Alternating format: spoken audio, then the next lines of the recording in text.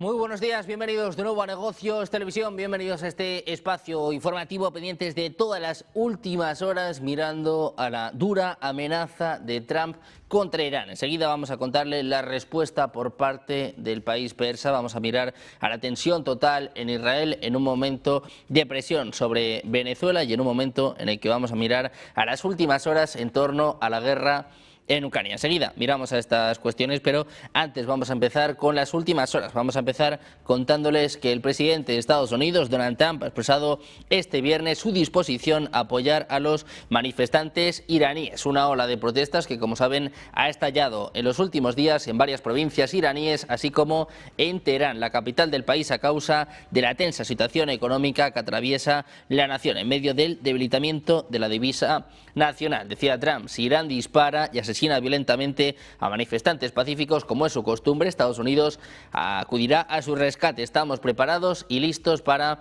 actuar. Igualmente, Trump aseguraba que el pasado lunes, hablando con el primer ministro israelí, Benjamin Netanyahu, podría apoyar otro ataque contra Irán si este país reconstruye su programa nuclear o su capacidad de misiles tras la guerra de 12 días del pasado junio. Por su parte, el gobierno del presidente de la República Islámica, Masoud Pezeshkian, ha expresado su voluntad de negociar con los manifestantes. A todo esto, el secretario del Consejo Supremo de Seguridad Nacional de Irán, Ali Larijani, decía este viernes que cualquier interferencia de Estados Unidos en los asuntos internos de Irán resultaría en la desestabilización de toda la región. Decía, con las declaraciones de los funcionarios israelíes y de Donald Trump queda claro lo que ha estado sucediendo tras bambalinas. Distinguimos la postura de los comerciantes que protestan de las acciones de actores disruptivos y Trump debería saber que la injerencia estadounidense en este asunto interno podría desestabilizar a toda la región y destruir los intereses de Estados Unidos, lo que apuntaba Larijani en un mensaje en X. Decía a los estadounidenses que fue el propio Trump quien inició esta aventura. Les instaba a pensar en la seguridad de sus soldados. Al menos 6 personas han fallecido en enfrentamientos entre las fuerzas de seguridad y manifestantes en Irán, es lo que informan medios locales este jueves en el marco de unas protestas contra el coste de la vida. La movilización comenzó el pasado domingo en la capital, en Teherán, donde comerciantes cerraron sus tiendas para protestar contra la hiperinflación, la depreciación de la moneda y el estancamiento económico, antes de extenderse a universidades y otras regiones del país. Irán sufre desde hace años un encarecimiento desenfrenado de los productos básicos y una crónica devaluación de su moneda. En diciembre los precios aumentaron una media del 52% interanual. Este jueves se registraron enfrentamientos en ciudades medianas de varias decenas de miles de habitantes. En Lordegán, en el suroeste, 2 civiles murieron, según informaba la agencia FAS, que dio cuenta de enfrentamientos, pedradas y actos vandálicos en esa ciudad situada a 650 kilómetros de Teherán. La agencia también mencionó importantes daños y la detención de varias personas. En Azna, una localidad de la provincia de Lorestán, también en el oeste, otras 3 personas fallecieron en choques entre las fuerzas de seguridad y los manifestantes. En medio de esta ola de protestas que han estallado en los últimos días en varias provincias iraníes, así como en Teherán, a causa de la tensa situación económica que atraviesa la nación, el gobierno del presidente de la República Islámica, Masoud Pezeshkian, ha transmitido su voluntad de negociar con los manifestantes. Decía, de acuerdo con lo que dice el Corán, si no resolvemos los problemas de la gente, iremos al infierno. En este contexto, Pezeshkian llamaba a encontrar la solución en cualquier forma posible y con la ayuda mutua entre el Ejecutivo y el Parlamento. Decía, si no lo hacen, tendrán que responder ante Dios. Pezeshkian expresaba que si las autoridades iraníes toman las decisiones correctas, los problemas se pueden resolver. Decía, estamos en la peor situación posible, lo que significa que todo se ha acumulado y viene a nosotros. Creen que Irán se ha debilitado, solo tenemos que despertar y saber cómo estamos gestionando. Si la gente está contenta o está descontenta, no busquen a Estados Unidos ni a nadie más, es culpa nuestra, decía, somos nosotros quienes debemos intentarlo, somos nosotros quienes debemos encontrar el camino y la dirección correcta, somos nosotros quienes debemos encontrar una solución. Pezeshkian recordaba que Irán consume 6 veces más electricidad que cualquier país en Europa. Mientras tanto, el ejército israelí se prepara para la opción de un conflicto sorpresa con Irán en medio de las protestas antigubernamentales que han recorrido las ciudades iraníes durante los últimos 5 días. El primer ministro israelí, Benjamin Netanyahu, ha mantenido conversaciones sobre la opción de nuevos ataques contra Irán y se han mencionado estas protestas. El canal 12 israelí informaba que la oficina de Netanyahu se ha negado a hacer comentarios sobre los acontecimientos en Irán por temor a que tales comentarios puedan provocar que Irán tome medidas contra Israel para desviar la atención de las protestas. Se piensa que estas protestas en Irán son las más grandes desde 2022, provocadas por la alta inflación y el deterioro de la situación económica. El miércoles por la noche, un miembro de la milicia Basij del gobierno fue asesinado durante estas protestas en la provincia occidental de Lorestán. También miramos a Suiza, donde una explosión y el incendio posterior en un bar de la estación de esquí de Crans-Montana en el cantón de Valais ha provocado durante la madrugada de este jueves cerca de 40 muertos y 115 heridos, la mayoría de estos muy graves, es lo que confirmaba Frederick Gisler, jefe de la policía del cantón. Hay víctimas de diferentes nacionalidades. El incendio, calificado como muy violento por las autoridades, se produjo tras varias explosiones cerca de la 1:30 de este jueves durante la fiesta de Año Nuevo que se celebraba en Le Constellation, un bar muy popular entre los jóvenes de esta localidad suiza. En vista de la magnitud de este drama, decían, no hemos podido identificar a todas las víctimas, pero es probable que en una estación tan internacional como Crans tengamos que lamentar víctimas en el extranjero. Entre las prioridades se encuentra en estos momentos la identificación de los cuerpos. Por el momento no hay constancia de víctimas españolas en el incendio, según confirmaban fuentes del Ministerio de Asuntos Exteriores. Decían que la Embajada española está, como siempre en estos casos, activada para prestar toda la atención consular necesaria. Además, les contamos que el Ministerio de Defensa ruso anunciaba este jueves en un comunicado que transferirá a Estados Unidos todo el material que las agencias de inteligencia recopilaron de uno de los drones que supuestamente atacaron la residencia del presidente ruso Vladimir Putin. Decía, durante una inspección técnica especial de uno de los vehículos aéreos no tripulados ucranianos impactados en la noche del 29 de diciembre en el espacio aéreo de la región de Novgorod, representantes de los servicios especiales rusos lograron extraer el archivo de la misión de vuelo cargado en él. Aunque Moscú culpaba a Ucrania por este ataque planeado, este último país ha negado rotundamente las acusaciones, insistiendo en que tales comentarios son típicas mentiras de Rusia.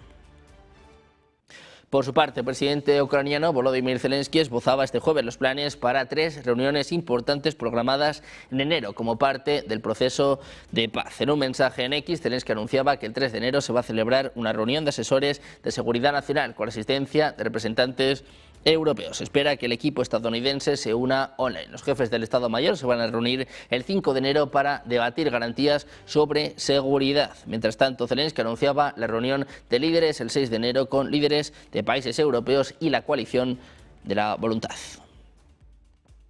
Mientras tanto, la Fuerza Aérea de Ucrania ha derribado 86 drones lanzados por Rusia contra territorio ucraniano en la madrugada de este viernes, en el que las fuerzas rusas utilizaron 116 de esos sistemas. Según informaba en Telegram, la Fuerza Aérea, los drones derribados fueron neutralizados en el norte, sur y este del territorio ucraniano, donde se registraron 27 impactos en 23 puntos del país. Las fuerzas rusas utilizaron drones modelos Ajit de tecnología iraní, Gerbera y de otros tipos, según precisaba el mensaje de la Fuerza Aérea de Ucrania. Decía que el ataque aéreo fue repelido por la aviación, fuerzas de misiles antiaéreos y guerra electrónica, unidades de drones y grupos de fuego móvil de las fuerzas defensivas ucranianas, es lo que apuntaba el parte castrense.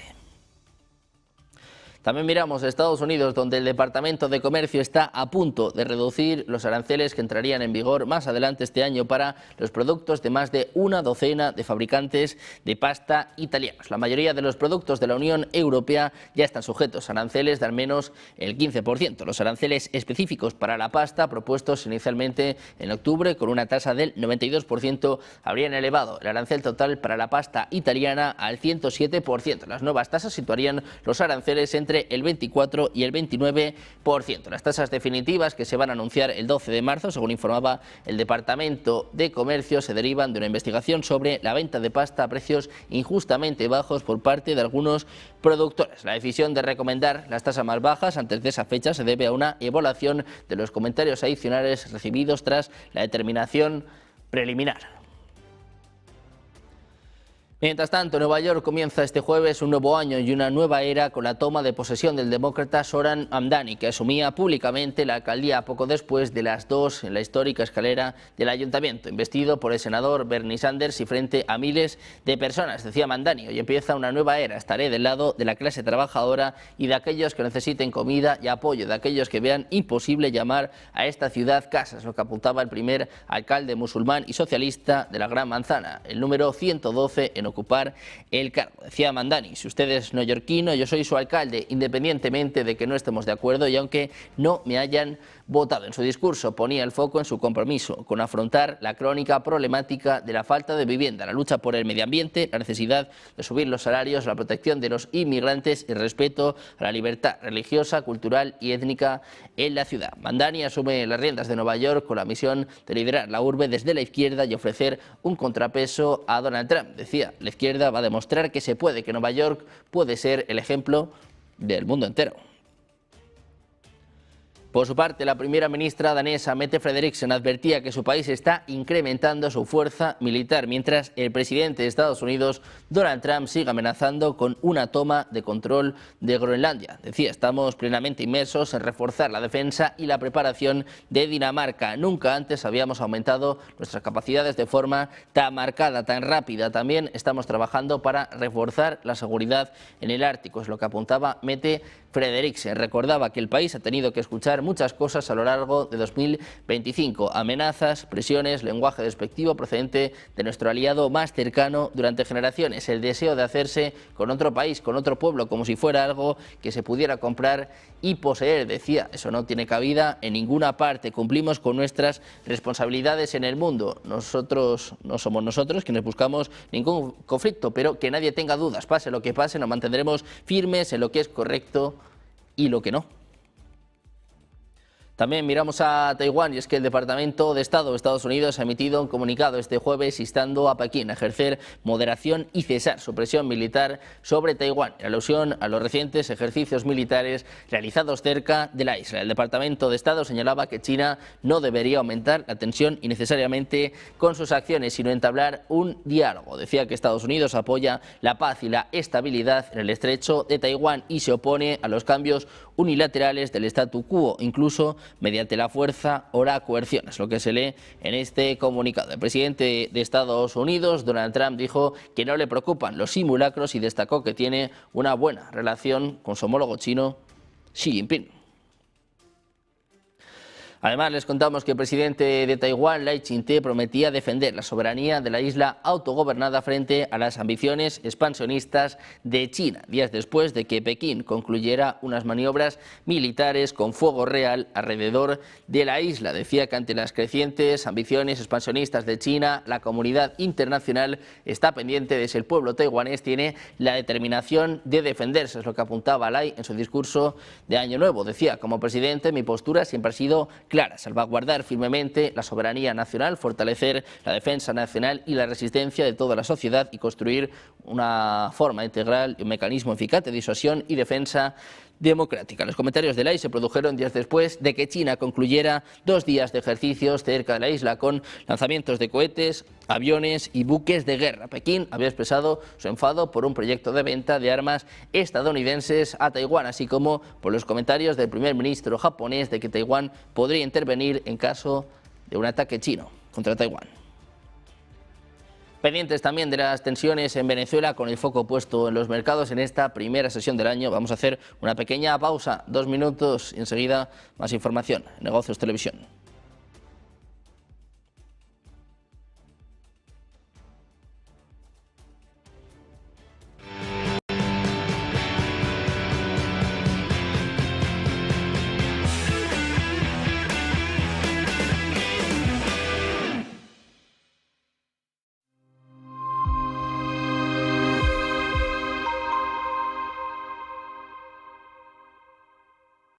Quiero desear a todos los seguidores del canal Negocios Televisión una muy feliz Navidad y todo lo mejor para el año nuevo 2026. Si Dios quiere, con el año nuevo volveré al canal. la de Macron. Francia al borde del colapso. No vivía un movimiento de salida de tantas mociones de censura contra los primeros ministros que va poniendo uno detrás de otro, van cayendo. No, es que Europa crece. ¿Qué va a crecer Europa? Si lo que hace es endeudarse. Y ahora que ya tienes todo el modelo al borde del colapso y que ve la élite que la situación ahora mismo es dramática, que le está diciendo una parte de la población, vamos a las calles. Vamos a las calles, que es lo que ya definitivamente termina por controlarlos a todos, por observarlos a todos, por tenerlos a todos en el punto de mira, el anillo de Sauron en el entorno europeo, el euro digital. A partir de aquí, se finí. El gobierno de turno le está diciendo, vivimos mejor que nunca. Dicen, vivirás tú, que estás en tu palacio, pero no nos tomes el pelo. Es que el presidente del gobierno gana poco dinero, los cojones. Gana un dineral, porque si gana 90.000, 100.000 euros, más un chalet de 15.000 euros, más el Falcon cuando quiere, más un helicóptero, más para ir a Benicàssim, más las vacaciones en Marruecos, ¿cuánto gana la casta política? Y encima se ríen de nosotros, que gana poco el presidente del gobierno. ¡Los cojones! ¿Cómo que gana poco? Sí. Europa, pues Europa lo que hemos dicho siempre, es decir, es un continente con los mismos vicios que los franceses atemperados. Ya. Exceso de regulaciones, exceso de gasto público, exceso de impuestos, exceso de burocracia y además en el caso de Europa con un paraguas nefasto que es la Comisión Europea, que se ha convertido en un agente del estatismo y de las políticas woke económicas también. Ya. Entonces, Europa es el bajo imperio romano. Ha perdido el dinamismo, no tiene capacidad ni impulso para hacer las reformas necesarias para recuperar la prosperidad y está rodeado de bárbaros. Claro.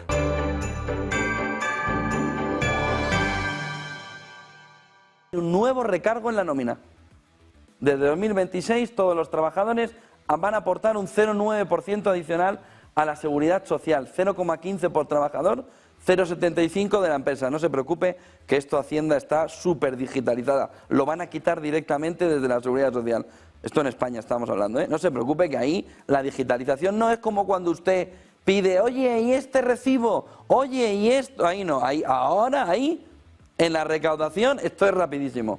Aquí lo van a trincar directamente, un 0,90% de la nómina, es decir, cerca del 1%, a pagar las pensiones. ¡Ay, pero si no había ningún problema! No, si no lo hay, claro, lo va a pagar los de siempre. Reforzar la hucha de las pensiones, garantizar la sostenibilidad del sistema ante el envejecimiento poblacional. No pueden hacer una política de natalidad, no vaya a ser que les estalle la cabeza alrededor de cómo poner medidas encima de la mesa que resuelvan a medio y largo plazo el problema, que no quieran hacer una política de natalidad como Dios manda, pero la realidad es, y esto no puede ir acompañado por un sistema claro de apoyo a la natalidad, no parece ser. Miren la siguiente imagen. Alrededor de la fotografía, un sueldo alto, más de 63.000 euros al año, deducción de 95 euros, sueldo medio, 28.000 dólares al año, deducción de 42, en fondo es muy poquito. Cotización sin derechos adicionales, es decir, el dinero que usted aporta para esto no aumenta la pensión futura, para que lo tengan en cuenta, solo financia el fondo de reserva. Esto no va para cotizar, esto va porque hay un agujero. Aplicación, como les digo, automática, la retención la hará, porque en esto sí que vamos muy avanzados digitalmente, aquí no nos dejamos nada.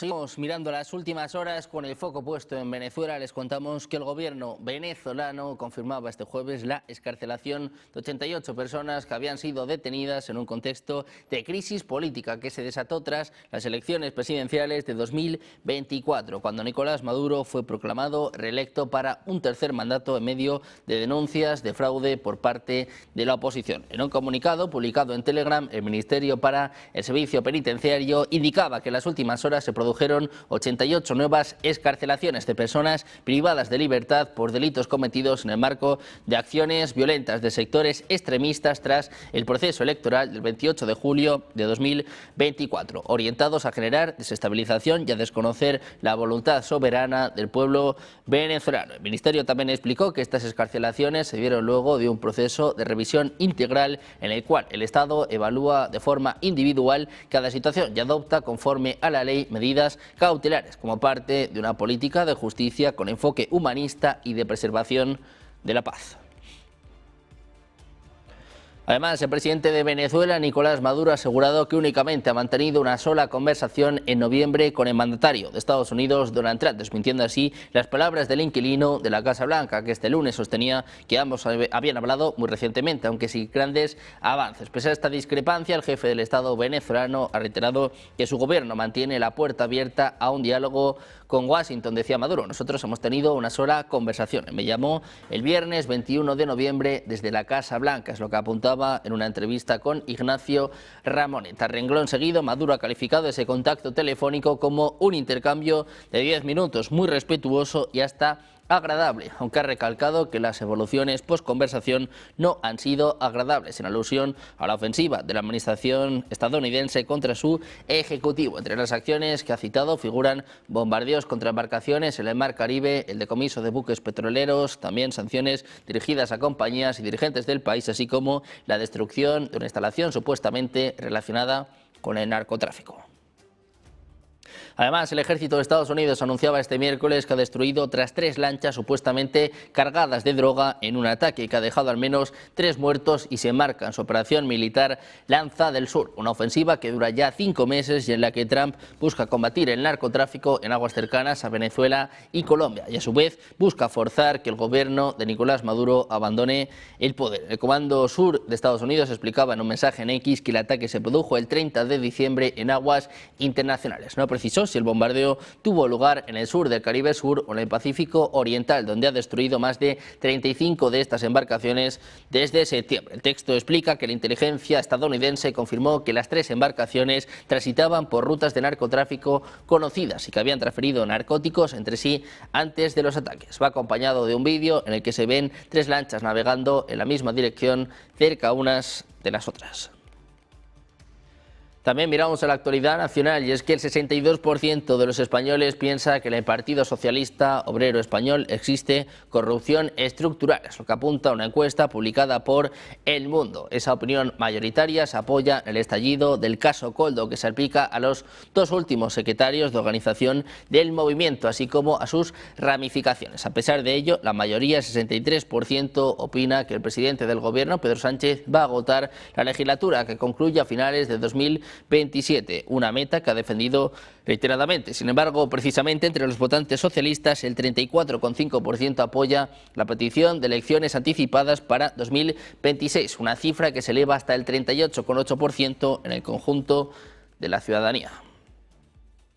También hablamos de la ciencia. El tercer visitante interestelar que conocemos nos está marchando en silencio. Nuevas imágenes del telescopio espacial Hubble muestran que Trésiades lanza 2 chorros finos de material en direcciones opuestas y que su brillo parece encenderse y apagarse de forma alternada, como si el cometa tuviera un latido interno. Mientras uno de los chorros se hace más brillante, el otro se debilita. Semanas después vuelve a ocurrir justo al revés. El patrón se repite y encaja con una modulación de brillo de unas 15 o 16 horas. Es decir, el tiempo que tarda el núcleo en completar una rotación según campañas previas desde telescopios en Tenerife. Las últimas imágenes de alta resolución se tomaron el 12 y el 27 de diciembre. En ellas se aprecia una estructura muy ordenada de doble chorro. Una apunta aproximadamente hacia el Sol y forma una especie de anticola, algo poco habitual que ya se había visto en Trésiades durante su acercamiento. El otro chorro es más corto y débil y apunta en la dirección opuesta. A diferencia de una cola típica de cometa que se aleja del Sol,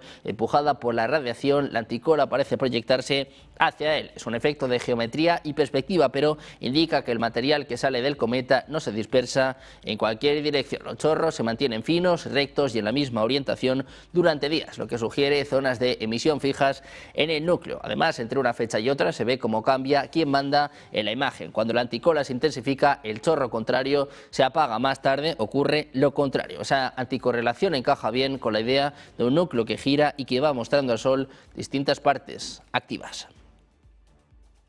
Los astrónomos que han detectado con preocupación un nuevo objeto en el espacio que se dirige hacia la Tierra justo después del paso de Tres Hiedras, el cometa interestelar que ha causado gran revuelo en la comunidad científica. Este objeto, aún sin nombre oficial, ha generado especulaciones sobre su naturaleza y el peligro que podría representar para nuestro planeta. Según los expertos, este nuevo cuerpo podría ser otro cometa o asteroide procedente de fuera de nuestro sistema solar, aunque su tamaño y características exactas todavía están siendo estudiadas. El reciente avistamiento de este objeto ha captado la atención de los astrónomos y astrofísicos alrededor del mundo. Utilizando telescopios avanzados, los científicos y centros de investigación han observado su rápido movimiento en la dirección de la órbita terrestre. Aunque este objeto no se espera que colisione con la Tierra, su cercanía ha despertado preocupaciones sobre la opción de que más objetos similares pasen cerca de nuestro planeta en el futuro. Aunque la idea de que un objeto interestelar podría colisionar con la Tierra es fascinante, los expertos aseguran que las opciones de que esto suceda en el corto plazo son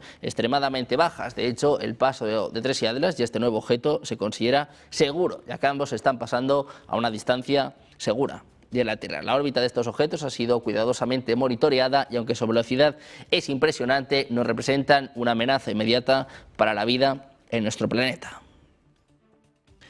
Además, les contamos que Christine Lagarde ha vuelto al centro de la polémica en Bruselas y en los mercados. Una investigación de Financial Times destapa que la presidenta del Banco Central Europeo cobra casi un 50% más de lo que el propio BCE había comunicado oficialmente, un dato que reabre el debate sobre la transparencia y los privilegios en la cúspide del poder monetario europeo. Según el análisis, la remuneración real de Lagarde, sumando salario base, complementos, dietas y beneficios asociados al cargo, la sitúa entre los banqueros centrales mejor pagados del planeta. De hecho, sus ingresos multiplican prácticamente por 4 los del presidente de la Reserva Federal de Estados Unidos, Jerome Powell, una comparación que resulta especialmente llamativa en plena era de endurecimiento monetario y presión sobre las economías domésticas. El BCE sostiene que cumple con sus obligaciones de información, pero Financial Times subraya que las cifras oficiales no reflejan el coste total real del puesto, lo que plantea dudas incómodas sobre cómo se presentan los datos al público y a los contribuyentes europeos. La revelación llega además en un momento políticamente delicado, con tipos de interés elevados, crecimiento débil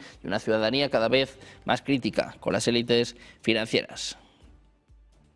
Mientras tanto, el índice del dólar se contrajo cerca de un 8% en 2025, su peor año desde 2017. Esta debilidad del dólar se explica por la agresiva guerra arancelaria impulsada por Donald Trump y por los recortes de tasas de interés por parte de la Reserva Federal, bajo la presión del mandatario. Según los expertos, el desempeño de la moneda estadounidense en este nuevo año va a depender de la elección de Trump para reemplazar a Jerome Powell, cuyo mandato como presidente de la Fed concluye en mayo. En particular, señalan que el dólar seguirá cayendo si el nuevo jefe del Banco Central cede ante estas peticiones de Trump de recortes de tasas más profundos. Por otra parte, el euro se disparaba frente al dólar gracias a una inflación benigna y a una próxima ola de gasto en defensa en Europa.